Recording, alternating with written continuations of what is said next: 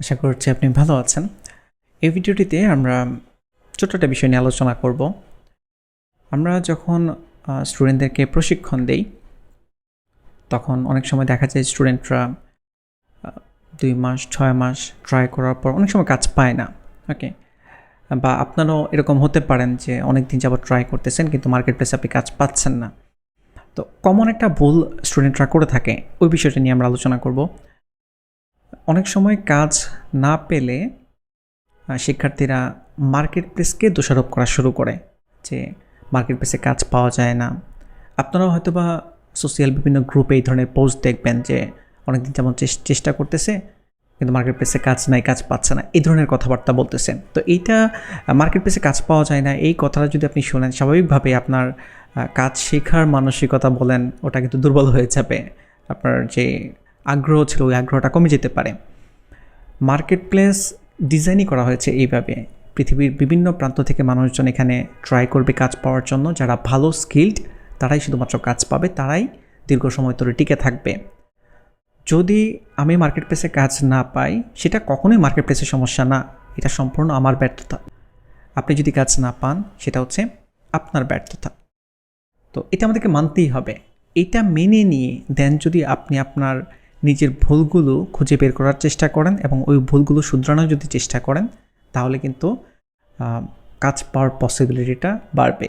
ওকে, আমরা যে ভুলগুলো করি, যেভাবে আমরা ট্রাই করি কাজ পাওয়ার জন্য, ওই ওয়েটা যদি পরিবর্তন করে ভিন্ন কোনো ওয়েতে চেষ্টা করি এবং কন্টিনিউ যদি এভাবে পরিবর্তন করে ট্রায়াল দিতে থাকি, তাহলে কিন্তু একটা সময় পর আমরা ঠিকই কাজ পাবো বা আমরা পেয়েছি। আমি আমার অভিজ্ঞতা থেকে বলতেছি যে আমি পেয়েছি। তো আপনারাও ওইভাবে চেষ্টা করলে কিন্তু পাবেন। কিন্তু এটা আপনাকে আগে মেনে নিতে হবে যে আমি কাজ পাচ্ছি না, মানে এটা আমার নিজের সমস্যার কারণে আমি পাচ্ছি না, এটা মার্কেট প্লেসের কোনো সমস্যা না।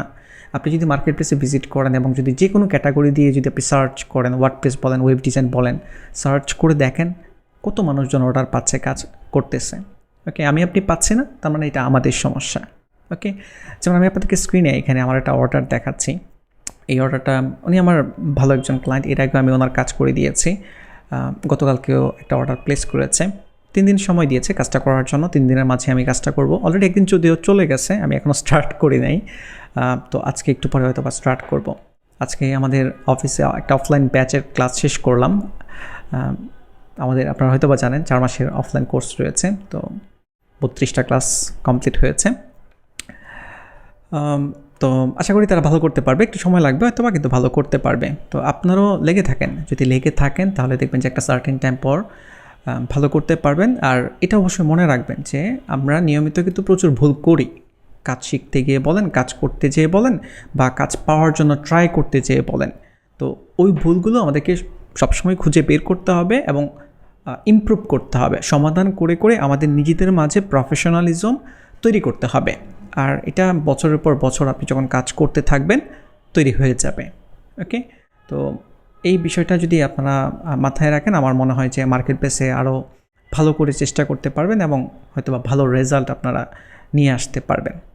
তো আজকে এই পর্যন্তই। অন্য কোনো ভিডিওতে অন্য কোনো বিষয় নিয়ে আপনাদের সাথে আবারও কথা হবে। আর আপনাদের সবার জন্য শুভকামনা রইল যেন আপনারা নিজেদের যে কাঙ্ক্ষিত লক্ষ্য সেটাতে যেন পৌঁছাতে পারেন। ওকে, লেগে থাকবেন, লেগে থাকলে দেখবেন একটা সার্টেন টাইম পর অবশ্যই ভালো করতে পারবেন। Thank you so much.